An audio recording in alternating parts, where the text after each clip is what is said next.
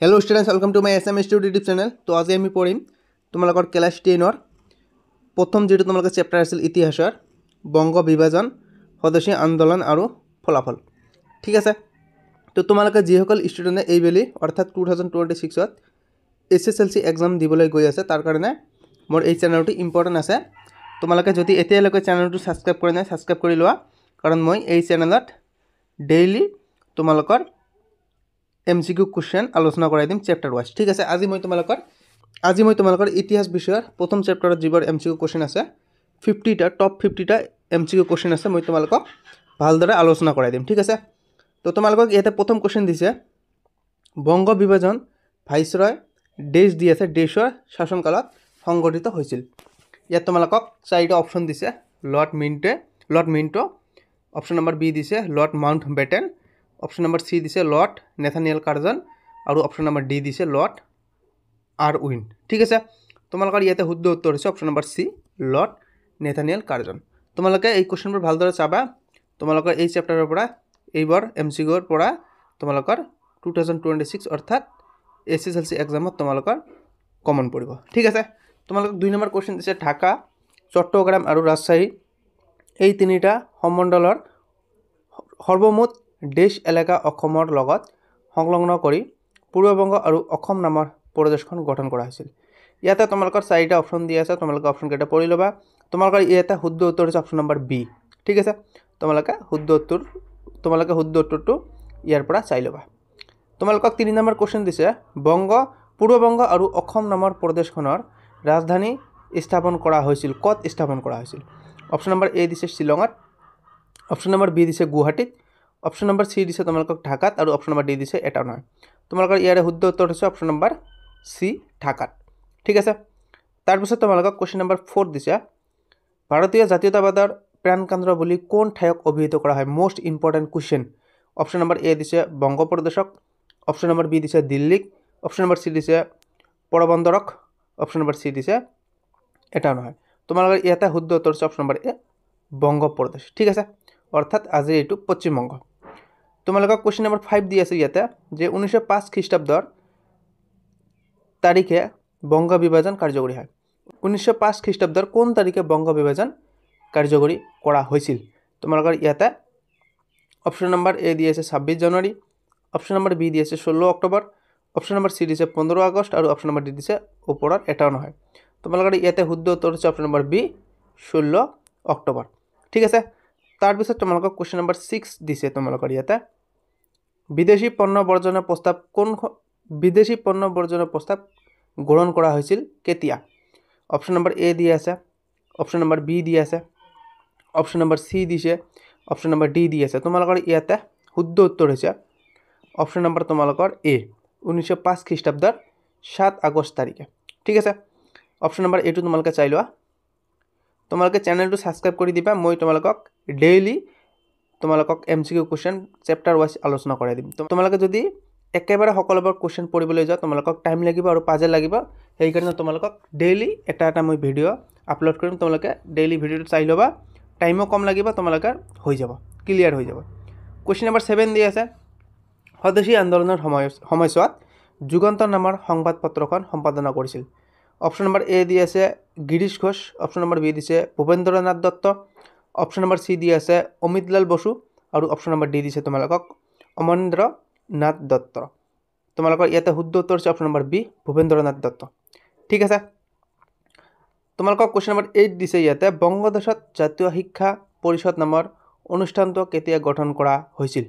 Option number A दी आछे 1902 চনৰ 5 আগষ্টত, ऑप्शन नम्बर बी दी आछे 1903 চনৰ 26 আগষ্টত, ऑप्शन नम्बर सी दिसे 1904 চনৰ 15 আগষ্টত और ऑप्शन नम्बर सी दिसे 1904 চনৰ 15 আগষ্টত और ऑप्शन नम्बर डी दिसे तुम्हारे 1906 চনৰ 11 মাৰ্চত। तुम्हारे इतना शुद्ध उत्तर है ऑप्शन नम्बर डी 1906 চনৰ 11 মাৰ্চত।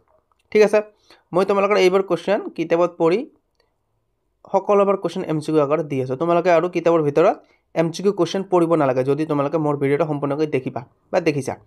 ऑप्शन क्वेश्चन नम्बर 9 दी आछे बेंगल केमिकल्स नाমৰ उद्योग प्रतिष्ठानটোৰ प्रधान उद्योक्ता कौन आछिल? Most important question. Option number A दी आछे Jamshedji Tata, option number B দিছে Acharya Prafulla Ray, option number C দিছে নীলৰতন চৰকাৰ আৰু অপশ্যন নম্বৰ ডি দিছে ভূপেন্দ্ৰ নাথ দত্ত। তোমালোকৰ ইয়াতে শুদ্ধ উত্তৰ হৈছে অপশ্যন নম্বৰ বি আচাৰ্য প্ৰফুল্ল ৰায়। কুৱেশ্যন নম্বৰ 10 দিছে তোমালোকক বংগলক্ষী কটন মিল নামৰ উদ্যোগ প্ৰতিষ্ঠানটোৰ প্ৰধান উদ্যোক্তাগৰাকী কোন আছিল? অপশ্যন নম্বৰ এ দি আছে, বি দি আছে, চি দি আছে আৰু ডি দি আছে। তোমালোকৰ ইয়াতে শুদ্ধ উত্তৰ হৈছে অপশ্যন নম্বৰ চি নীলৰতন চৰকাৰ। ঠিক আছে। কুৱেশ্যন নম্বৰ 11 দিছে তোমালোকক কাৰ পৌৰোহিত্যত অনুষ্ঠিত জাতীয় কংগ্ৰেছৰ অধিৱেশনে ভাৰতীয়ৰ বাবে স্বৰাজ বিচাৰি প্ৰস্তাৱ গ্ৰহণ কৰিছিল? Most important question. Option number A দিছে তোমালোকক Dadabhai Naoroji, option number B দিছে Bipin Chandra Pal, option number C দিছে গোপাল কৃষ্ণ গোখলে আৰু অপশ্যন নম্বৰ ডি দিছে লালা লাজপত ৰায়। তোমালোকৰ ইয়াতে শুদ্ধ উত্তৰ হৈছে অপশ্যন নম্বৰ এ দাদাভাই নৰজি। কুৱেশ্যন নম্বৰ 12 দিছে তোমালোকক বন্দিনী ভাৰত নামৰ নাটকখনৰ ৰচক কোন? Most important question. Option number A দি আছে, বি দি আছে, চি দি আছে, ডি দি আছে।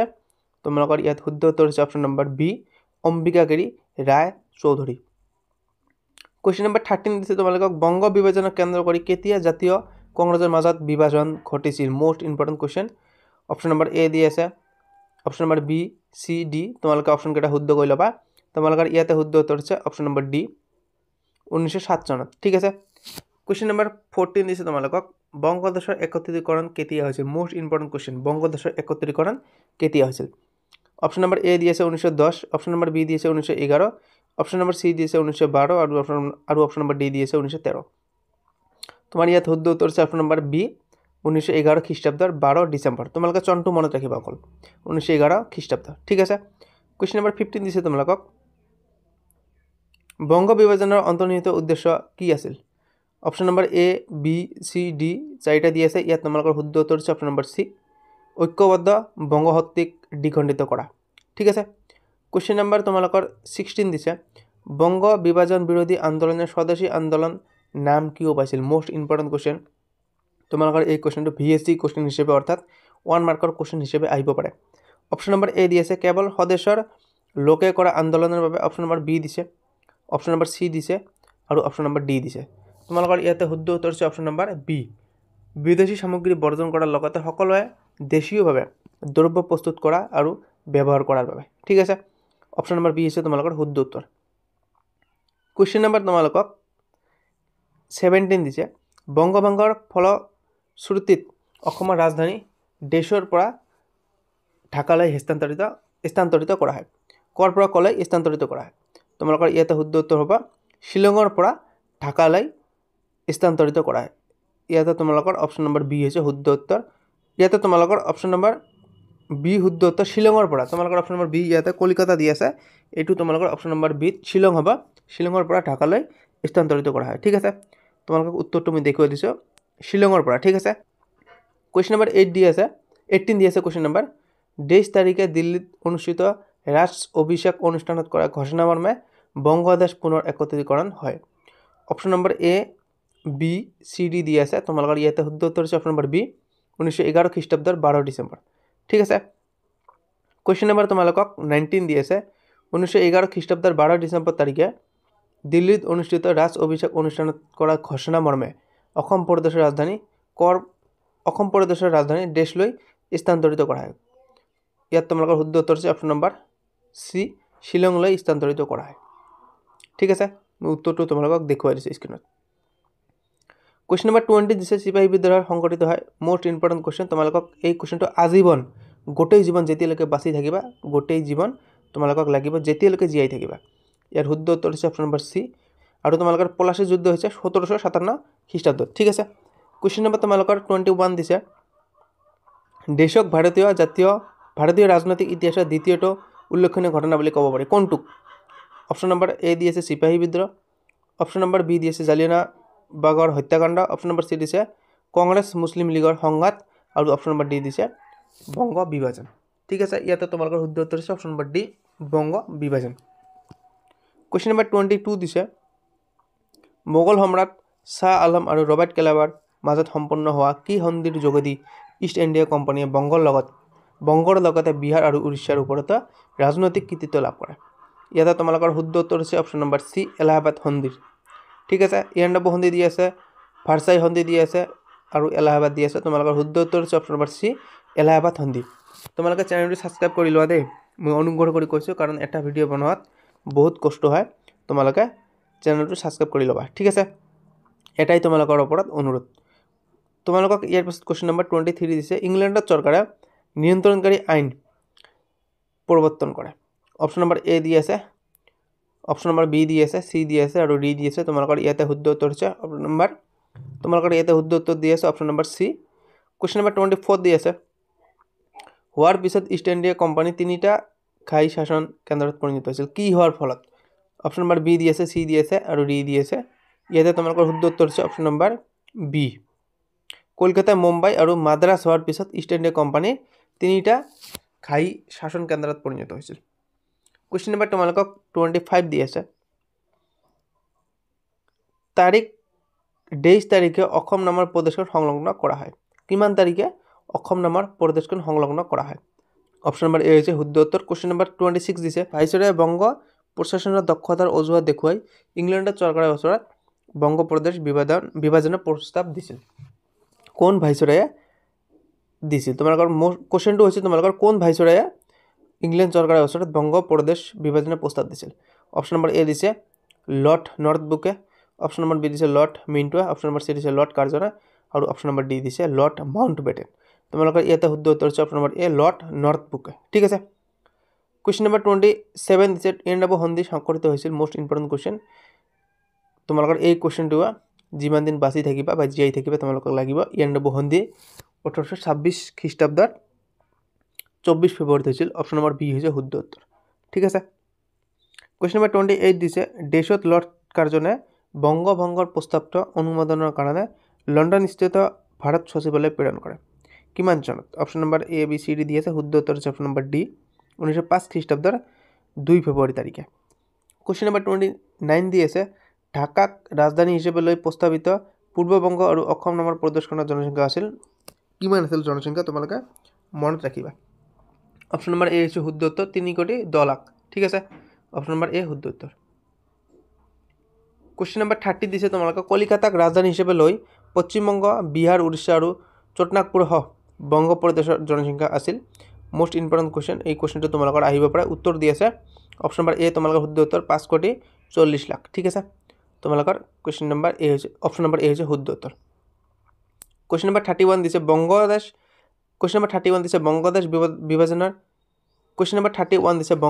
বিভাজনৰ সময়ত তীব্ৰ আন্দোলনৰ সৃষ্টিকাৰী বংগ সৰ্বনাশ নামৰ নিবন্ধটো কোনখন পত্ৰিকাত প্ৰকাশ হৈছিল? Most important question. Option number A B C D দি আছে। তোমালোকৰ ইয়াতে শুদ্ধ উত্তৰ হৈছে অপশ্যন নম্বৰ চি, সঞ্জীৱনী পত্ৰিকাত, ঠিক আছে। কুৱেশ্যন নম্বৰ 32 দি আছে, প্ৰস্তাৱিত বংগদেশ বিভাজনৰ বিৰুদ্ধাচৰণ কৰাৰ উদ্দেশ্যে প্ৰথমখন প্ৰতিবাদী সভা অনুষ্ঠিত হৈছিল। Option number A B C D 4টা দি আছে। ইয়াৰে তোমালোকৰ শুদ্ধ উত্তৰ হৈছে অপশ্যন নম্বৰ এ, 1905 খ্ৰীষ্টাব্দৰ 14 জুলাইত খুলনাত, ঠিক আছে। ঠাইটো মনত ৰাখিবা, খুলনা। কুৱেশ্যন নম্বৰ তোমালোকৰ ইয়াৰ পিছত 33 দি আছে, হে বংগ জননী স্বৰ্ণ প্রসবনী শিখেছি সবাই করিতে ভাবনা, বিলাতী পোশাকে আর সাজিব না, বিলাতী আহার বিলাতী আচার তেজিত করিব, গীতটি কার রচনা? Most important question. Option number A দিয়ে আছে মুকুন্দ দাসৰ, বি দি আছে সুৰেন্দ্ৰনাথ বন্দ্যোপাধ্যায়, সি দি আছে ৰবীন্দ্ৰনাথ ঠাকুৰ আৰু ডি দি আছে এটা নাই। তোমালোকৰ ইয়াতে শুদ্ধ উত্তৰ হৈছে অপশ্যন নম্বৰ এ মুকুন্দ দাসৰ। কুৱেশ্যন নম্বৰ 34 দি আছে বংগবাসীয়ে জাতীয় শোক দিৱস পালন কৰিছিল। মোস্ট ইম্পৰ্টেণ্ট কুৱেশ্যন, বংগবাসীয়ে জাতীয় শোক দিৱস কিমান তাৰিখে পালন কৰিছিল? 4টা অপশ্যন দি আছে। তোমালোকৰ শুদ্ধ উত্তৰ হৈছে অপশ্যন নম্বৰ এ 1905 খ্ৰীষ্টাব্দৰ 16 অক্টোবৰত। কুৱেশ্যন নম্বৰ 35 দিছে তোমালোকক কাৰ নেতৃত্বত ছাত্ৰ সংসদ গঠন হৈছিল? অপশ্যন নম্বৰ এ দি আছে ৰবীন্দ্ৰনাথ ঠাকুৰ, বি দি আছে সুৰেন্দ্ৰনাথ বন্দ্যোপাধ্যায়, সি দি আছে বঙ্কিমচন্দ্ৰ চট্টোপাধ্যায় আৰু ডি দি আছে আনন্দমোহন বসুৰ। কুৱেশ্যন নম্বৰ বি হৈছে শুদ্ধ, অপশ্যন নম্বৰ বি হৈছে ইয়াৰ শুদ্ধ উত্তৰ সুৰেন্দ্ৰনাথ বন্দ্যোপাধ্যায়, ঠিক আছে। তাৰপিছত তোমালোকক কুৱেশ্যন নম্বৰ 36 দিছে বাঙালীৰ প্ৰাণ বাঙালীৰ মন এক হওক হে ভগৱান, গীতটি কাৰ? মোস্ট ইম্পৰ্টেণ্ট কুৱেশ্যন দিয়ে এইবাৰ। তোমালোকে চেনেলটো ছাবস্ক্ৰাইব কৰি লোৱা আৰু ডেইলি তোমালোকে এনে ধৰণৰ ভিডিঅ' পোৱাৰ কাৰণে চেনেলটো ছাবস্ক্ৰাইব কৰি ল'বা দেই, মই আশা কৰোঁ। অপশ্যন নম্বৰ এ দি আছে Rabindranath Thakur, option number B দি আছে মুকুন্দ দাসৰ, অপশ্যন নম্বৰ চি দি আছে Bankimchandra Chattopadhyay, option number D দিছে ওপৰত এটা নহয়। তোমালোকৰ শুদ্ধ উত্তৰ হৈছে option number A Rabindranath Thakur. তোমালোকে ডেইলি এনেকুৱা ধৰণৰ ভিডিঅ' পোৱাৰ কাৰণে তোমালোকে চেনেলটো ছাবস্ক্ৰাইব কৰি ল'বা আৰু এই ভিডিঅ'টো তোমালোকে লাইক কৰি দিবা। কুৱেশ্যন নম্বৰ 37 দিছে বংগভূমিত একতা আৰু ঐতিহ্যৰ প্ৰতীক ফেডাৰেল হলৰ আধাৰশিলা কোনে স্থাপন কৰে? চাৰিটা অপশ্যন দি আছে, তোমালোকৰ শুদ্ধ উত্তৰ হৈছে অপশ্যন নম্বৰ সি আনন্দমোহন বসুৱা। কুৱেশ্যন নম্বৰ 38 দিছে বন্দে মাতৰম গীতটি কাৰ ৰচক? এই কুৱেশ্যনটো তোমালোকৰ যিমান দিন জীয়াই থাকিব লাগিব তোমালোকে জানাই হয়তো তোমালোকে। কুৱেশ্যন নম্বৰ সি হৈছে তোমালোকৰ শুদ্ধ উত্তৰ বংকিম চন্দ্ৰ চট্টোপাধ্যায়। ঠিক আছে। কুৱেশ্যন নম্বৰ 39 দিছে বন্দে মাতৰম গীতটো ভাৰতবৰ্ষত নিষিদ্ধ কৰা হৈছিল কিমান চনত? Option number A B C D দিয়া আছে, তোমালোকৰ শুদ্ধ উত্তৰ হৈছে অপশ্যন নম্বৰ সি 15 আগষ্ট 1907 চনত নিষিদ্ধ কৰা হৈছিল। অপশ্যন নম্বৰ সি হৈছে শুদ্ধ উত্তৰ। কুৱেশ্যন নম্বৰ 40 দিছে বৰ্জনৰ অৰ্থ প্ৰাদেশিকতা আৰু স্বদেশিকতাৰ মৰ্মাৰ্থ হ'ল ইংৰাজৰ লগত সৰ্বতোপ্ৰকাৰে অসহযোগিতা কৰা কথাষাৰ কৈছিল কোনে? Option number A B C D দি আছে, তোমালোকৰ শুদ্ধ উত্তৰ হৈছে অপশ্যন নম্বৰ সি ঋষি অৰবিন্দ ঘোষে। মোষ্ট ইম্পৰ্টেণ্ট কুৱেশ্যন হে, তোমালোকে কুৱেশ্যনটো মনত ৰাখিবা, ঋষি অৰবিন্দ ঘোষে এনচাৰটো। কুৱেশ্যন নম্বৰ 41 দিছে বন্দে মাতৰম সংবাদপত্ৰৰ সম্পাদক কোন আছিল? চাৰিটা অপশ্যন দিয়া আছে এ বি চি ডি, ইয়াৰ শুদ্ধ উত্তৰ হৈছে অপশ্যন নম্বৰ এ ঋষি অৰবিন্দ ঘোষ। ঠিক আছে। কুৱেশ্যন নম্বৰ 42 দিছে স্বদেশী আন্দোলনৰ পটভূমিত ৰচিত পলাশীৰ প্ৰায়চিত্ত নাটকখনৰ নাট্যকাৰগৰাকী কোন আছিল? Option number A B C D দি আছে, তোমালোকৰ শুদ্ধ উত্তৰ হৈছে অপশ্যন নম্বৰ সি ক্ষীৰোদ প্ৰসাদ। ভিডিঅ'টো অলপ মই শ্বৰ্টকাটলি গৈ আছোঁ কিয়নো তোমালোকৰ ভিডিঅ'টো লং হৈ আছে। কুৱেশ্যন নম্বৰ 43 দি আছে স্বদেশী আন্দোলনৰ পটভূমিত ৰচিত বংগ অংগছেদ নাটকখনৰ নাট্যকাৰগৰাকী কোন? ইয়াতো তোমালোকে চাৰিটা অপশ্যন দি আছে, তোমালোকে চোৱা স্ক্ৰীনত। শুদ্ধ উত্তৰ হৈছে option number B Amendranath Dutta. Question number 44 দিছে চাব্বাছ বাঙালী নাটকখনৰ নাট্যকাৰগৰাকী কোন আছিল? Option number A B C D দি আছে, তোমালোকৰ ইয়াতে শুদ্ধ উত্তৰ হৈছে option number D Amitlal Basu. Chabbash Bangali. ঠিক আছে। কুৱেশ্যন নম্বৰ 45 দি আছে স্বদেশী আন্দোলনৰ পটভূমিত ৰচিত সিৰাজউদ্দৌলা নাটকখনৰ নাট্যকাৰগৰাকী কোন আছিল? মোষ্ট ইম্পৰ্টেণ্ট কুৱেশ্যন, সিৰাজউদ্দৌলাৰ নাটকখনৰ নাট্যকাৰ। ইয়াতে তোমালোকৰ শুদ্ধ উত্তৰ হৈছে অপশ্যন নম্বৰ এ গিৰীশ ঘোষ। ঠিক আছে। তোমালোকে চেনেলটো ছাবস্ক্ৰাইব কৰি লোৱা, মই বাৰ বাৰ কৈ আছোঁ কাৰণ তোমালোকৰ এক্সাম ভাল হ'ব। তোমালোকে যদি এইবোৰ ভিডিঅ' দেখা তোমালোকৰ 45টা যি MCQ আছে সকলোখিনি তোমালোকে কাৰেক্ট কৰিব পাৰিবা। ঠিক আছে। কুৱেশ্যন নম্বৰ 46 দিছে স্বদেশী আন্দোলনৰ পটভূমিত ৰচিত জাপানী বীৰ গ্ৰন্থৰ লেখকগৰাকী কোন আছিল? ইয়াতো তোমালোকৰ চাৰিটা অপশ্যন দি আছে, শুদ্ধ উত্তৰ হৈছে অপশ্যন নম্বৰ বি স্বৰ্ণকুমাৰী দেৱী। ঠিক আছে। কুৱেশ্যন নম্বৰ 47 দি আছে স্বদেশী আন্দোলনৰ পটভূমিত ৰচিত প্ৰমোদনাথ ৰায়চৌধুৰীৰ গ্ৰন্থখনৰ নাম কি? ইয়াত তোমালোকৰ শুদ্ধ উত্তৰ হৈছে অপশ্যন নম্বৰ ডি জয় সংগীত। কুৱেশ্যন নম্বৰ 48 দি আছে স্বদেশী আন্দোলনৰ পটভূমিত ৰচিত নব্য ভাৰত গ্ৰন্থৰ গ্ৰন্থকাৰ কোন আছিল? ইয়াতে তোমালোকৰ চাৰিটা অপশ্যন দি আছে, শুদ্ধ উত্তৰ হৈছে অপশ্যন নম্বৰ এ কাৰ্তিক চন্দ্ৰ দাসগুপ্ত। কুৱেশ্যন নম্বৰ 49 তোমালোকৰ ছেকেণ্ড লাষ্ট কুৱেশ্যন এইটো স্বদেশী আন্দোলনৰ পটভূমিত ৰচিত বেংগলী ব্ৰুতকথা গ্ৰন্থৰ গ্ৰন্থকাৰ কোন আছিল? মোষ্ট ইম্পৰ্টেণ্ট কুৱেশ্যন, মনত ৰাখিবা তোমালোকে গ্ৰন্থখন। উত্তৰ হৈছে তোমালোকৰ question option number D Ramendra সুন্দৰ ত্ৰিবেদী। শুদ্ধ উত্তৰ। ঠিক আছে। কুৱেশ্যন নম্বৰ 50 দি আছে শেষৰটো কুৱেশ্যন, তাতে তোমালোকৰ কুৱেশ্যনটো ভুল দি আছে। কুৱেশ্যনটো হ'ব তোমালোকৰ কবি ৰবীন্দ্ৰনাথ ঠাকুৰে কিমানটা গীত ৰচনা কৰিছিল? ঠিক আছে। ৰবীন্দ্ৰনাথ ঠাকুৰে কিমানটা গীত ৰচনা কৰিছিল? ইয়াতে তোমালোকৰ option number A B C D দি আছে, তোমালোকৰ উত্তৰ হৈছে অপশ্যন নম্বৰ বি 23টা। ঠিক আছে। তোমালোকে এই কুৱেশ্যনটোৰ উত্তৰ মনত ৰাখিবা কেনেকৈ মই কৈ দি আছোঁ। আমাৰ পশ্চিমবংগত 23টা জিলা আছে, সেইকাৰণে তোমালোকে মনত ৰাখিবা যে 23টা পশ্চিমবংগত জিলা টোটাল আৰু কবি ৰবীন্দ্ৰনাথ ঠাকুৰৰ গীতো হৈছে 23টা। ঠিক আছে। তো ভিডিঅ' আমাৰ আজি এইখিনিয়ে। ভিডিঅ'টো ভাল লাগিলে তোমালোকে চেনেলটো ছাবস্ক্ৰাইব কৰিবা আৰু ভিডিঅ'টিত লাইক কৰিবলৈ নাপাহৰিবা। Bye bye, tech care.